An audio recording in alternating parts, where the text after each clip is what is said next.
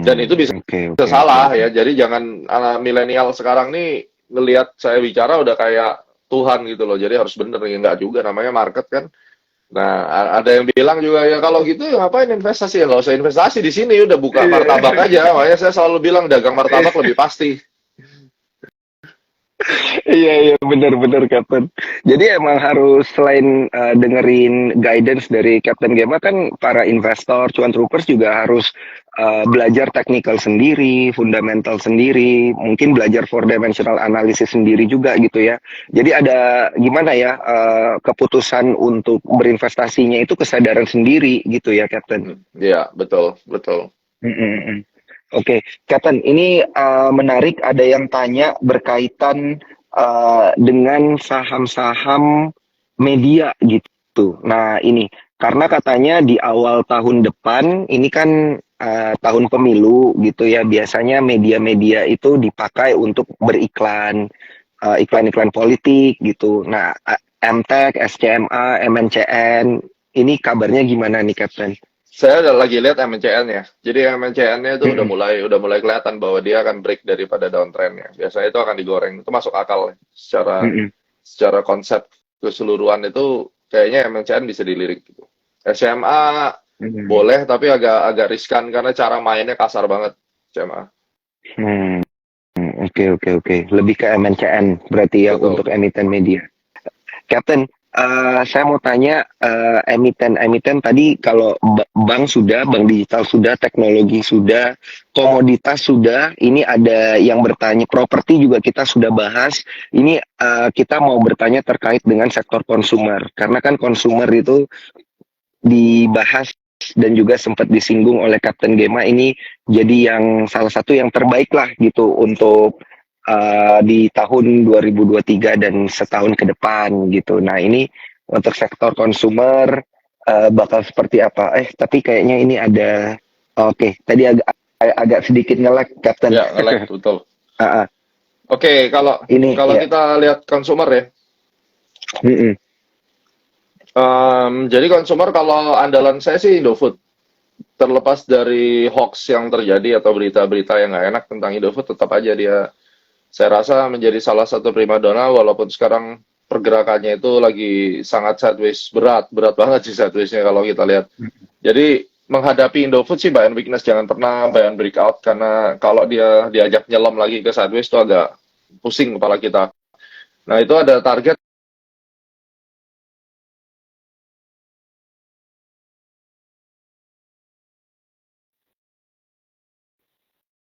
yang kita bisa perhatikan untuk saham ini dia harusnya kembali ke level 8.000 ya. Itu area supply yang sangat kuat sekali di sana.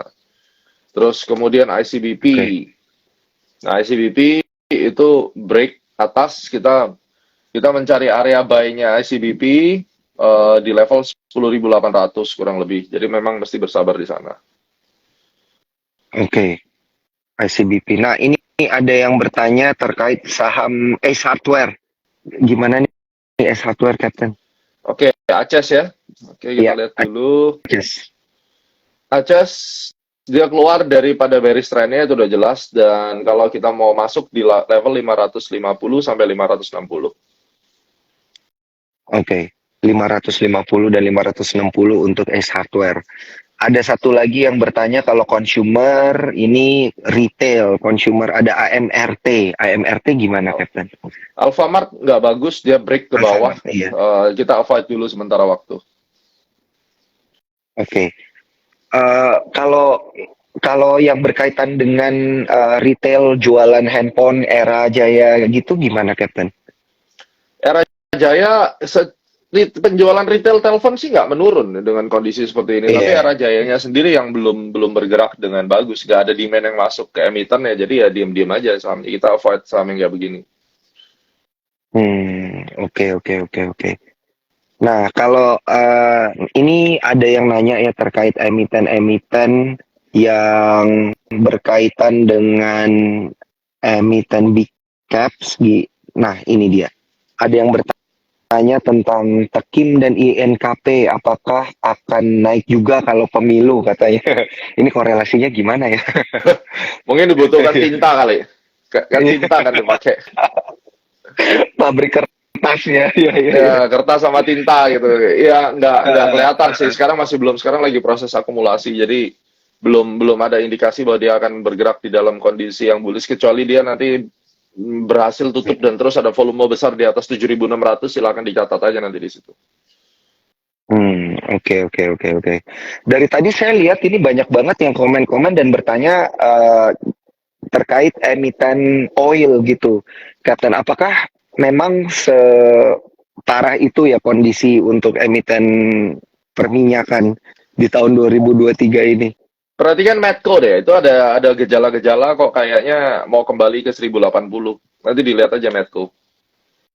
Oh, oke, oke, oke. Tadi ada beberapa sih yang komen Medco Nah, itu gitu. Medco tuh Nah, baru. uh, uh. Kalau otomotif Captain gimana nih otomotif mumpung bisa Astra ya. ngobrol sama Captain Gema ini? Iya, Astra.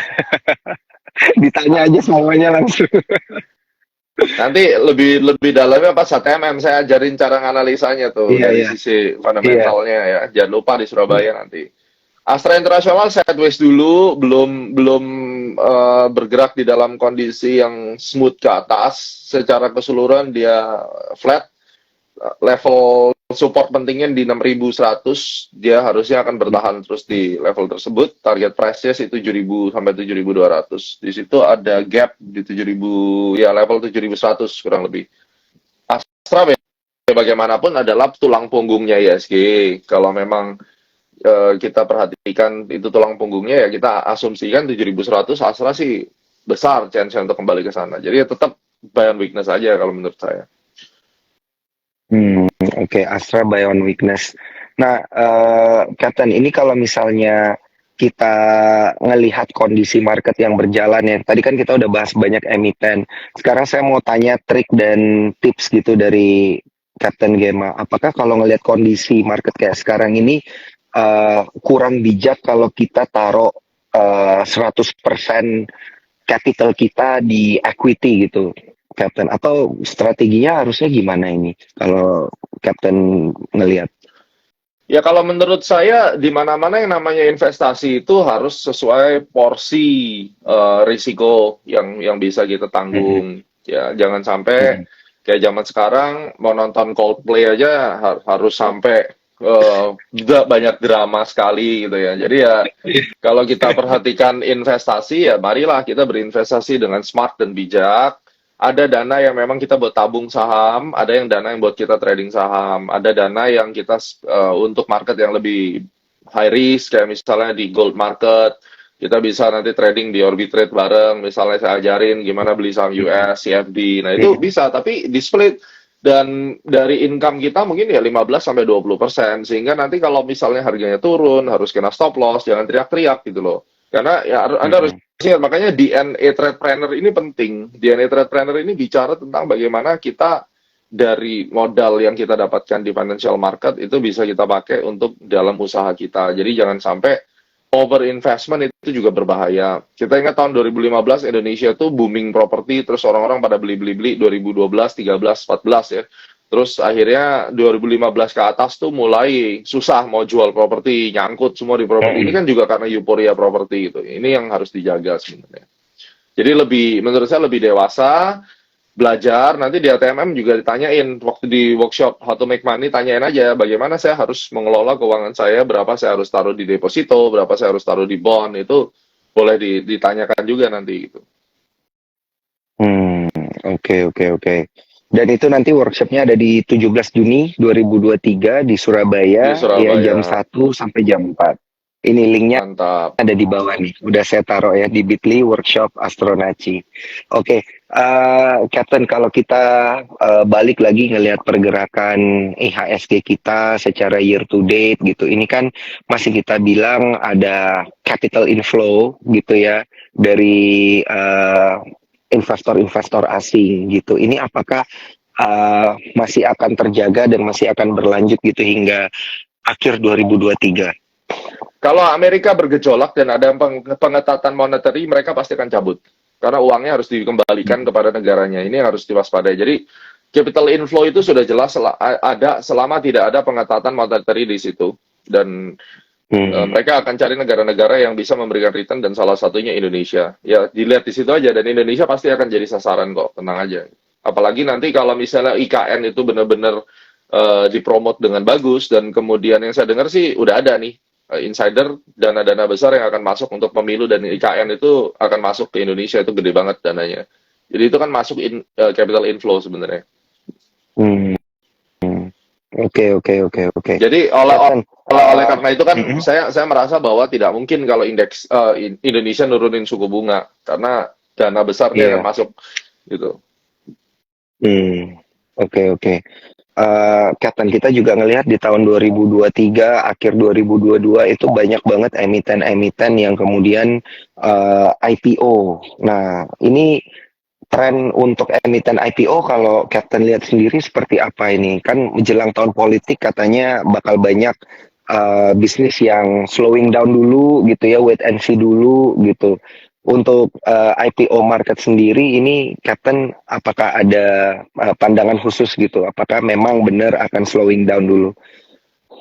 Ya kalau kalau IPO sih selama size-nya kecil dan kemudian tidak ada komitmen daripada ownernya untuk maintain harga ya susah ya karena kan yang kalau saya lihat kan Mm-mm. retail ini kebanyakan IPO maunya langsung untung bukan penahan barang yang lama Iya. gitu. Nah kalau itu yang Mm-mm. terjadi sih agak sulit ya. Jadi ya avoid dulu lah kalau menurut saya kecuali dapat diskon dari primary market itu lain cerita ya. Mm-mm. Mm-mm. Oke, oke. Ini ada pertanyaan yang menarik banget. Pengaruh ARB 15% apakah baik untuk market atau tidak? Nah, ini sebenarnya udah kita bahas, tapi saya Ya. pengen lanjutin pertanyaannya ke yang 25% nanti kalau dia udah simetris. Yang naiknya 35 bisa koreksi 35, yang naiknya 25 bisa koreksi 25. Ini apakah akan jadi trigger gitu, Captain, untuk Menurut IHSG saya koreksi lebih ya dalam? menurut saya lebih baik ya karena marketnya tidak ada yang nahan lagi dan ya jadilah apa adanya gitu tidak ditahan-tahan lagi dan itu akan Mm-mm. mengurangi potensi sideways yang terlalu berkepanjangan karena kan Mm-mm. logikanya gini loh orang itu akan naikin saham atau nurunin saham itu tergantung berapa jumlah saham yang mereka sudah koleksi harga rata-ratanya berapa jadi kalau misalnya mereka mau naikin saham itu mereka beli tapi pada saat mereka mau melakukan averaging mereka harus dump sebagian tapi dibatasi per hari hanya turun sekian maka akan makan waktu makanya kenapa marketnya lebih banyak sideways itu nalar saya itu jadi kalau Mm-mm. sekarang dibuka dari sisi kirinya dan kemudian orang itu akan bisa melakukan average dengan lebih baik ya akan cepat gitu sideways-nya juga nggak akan terlalu banyak logikanya di sana. Hmm. Oke, oke, oke, oke. Ini saya langsung buka kolom question and answer lagi. Ada banyak pertanyaan-pertanyaan dari para cuan troopers dan juga investor. Nah, ini ada yang masih banyak yang bertanya dan bergelut terkait komoditas, Captain. TTBA, ada MR, ada RO. Ini seperti apa view-nya, Captain Gema? Ya sementara kita kayaknya harus puasa dulu dari saham-saham batubara belum saatnya main lagi. Mungkin nanti kuartal 3 ke 4 baru mulai ya. Jadi ini kan sebenarnya karena sentimen daripada makronya dan Mm-mm. saya percaya tuh biasanya nanti kalau kita lihat dari cyclical dekat-dekat akhir tahun itu baru mulai lagi nanti. Ya ini kayak Oke. musiman lah sebenarnya bisnis musiman gitu. Sekarang lagi pompa dulu ke bawah kan kemarin naik banyak. Nah, Mm-mm. jadi nanti kita belum bikin sih range-nya di berapa. Yang jelas kalau saham-saham batubara ini emiten-emiten yang besarnya dia masih bagi-bagi dividen dan besar angkanya ya udah orang akan kembali lagi pastinya. Sekarang kayak Oke, ada oke, RO oke. contohnya itu kan ada target target Iya. area demand yang kuat di 1970 sampai 1950. Nah, kita akan tungguin lagi Mm-mm. di level tersebut gitu. Oke. Ini ada pertanyaan menarik juga bagi salah satu cuan troopers kita yang ingin mungkin belajar terkait dengan astrologi dan Fibonacci. Pertanyaannya sederhana, Captain. Astrologi dan Fibonacci berlaku nggak di saham Indonesia katanya? Oh, Logikanya seperti apa? Mohon dijelaskan. oh sangat. Jadi astrologi sebenarnya kan lahirnya dari ISG, penelitian saya di ISG dan saya dapat PhD doktoral saya kan dari hasil disertasi dan jurnal internasional saya tentang bagaimana pengaruh financial astrologi, astronaci ya, astrologi dan Fibonacci itu Mm-mm. di saham Indonesia dan gold sebenarnya. Jadi ya nanti waktu di HTMM silakan datang kita ngobrol gitu. Nah, itu ya linknya juga udah saya siapin di bawah Bitly Workshop Astronaci. Akan lebih Anyway, detail di sana. saya baru sadar baju kita sama ya kayaknya ya. Lucu Sama, banget ya, oh ya, biru sama ada. bener. Oh iya bener Kapten, sama ternyata baju Nggak biru janjian loh hitam kan. biru hitam. Bingung saya. Iya, saya juga baru nyadar ini Iya, Kapten. kan ya Di sama menit bajunya. Waduh. di menit-menit terakhir lagi. Artinya ini moga-moga saya bisa datang nih Kapten ke Surabaya 17 Juni. Mudah-mudahan. Meramaikan. Oke, Kapten, satu pertanyaan terakhir. Ini nggak berasa saya udah 1 jam ngobrol-ngobrol sama Kapten Gema. Mohon sekali lagi tips dan triknya supaya bisa tetap aman gitu ya dalam bertransaksi, entah transaksinya di komoditas atau di IHSG atau di saham US gitu, ataupun di emas gitu ya. Tadi soalnya banyak yang nanya ini ala Kapten Gema, boleh dong dikasih ke kita tipsnya. Yang pertama, kita nentuin resikonya dulu. Selama kita sudah bisa Mhm, accept resikonya, profit itu akan datang belakangan. Nah, ini mhm, penting. Jadi metodenya harus benar. Terus kemudian kita sudah tahu berapa porsinya, dan untuk saham pastikan beli saham-saham yang memang secara historical major trendnya itu bullish ya. Ada orang yang suka bottom fishing boleh, tapi kita lebih fokuskan untuk saham-saham yang bisa di buy ketika memang dia bullishnya gede. Udah jelas-jelas lah kayak misalnya BRI, BCA itu kan lagi bullish gede. Jadi walaupun dia turun, turunnya tuh nggak terlalu jauh gitu loh. Nantinya ujungnya akan naik lagi dan sesuaikan sama kondisi fundamentalnya. Jadi valuation itu penting dan bisnis model itu penting ya. Jadi saya rasa itu yang paling penting untuk diperhatikan.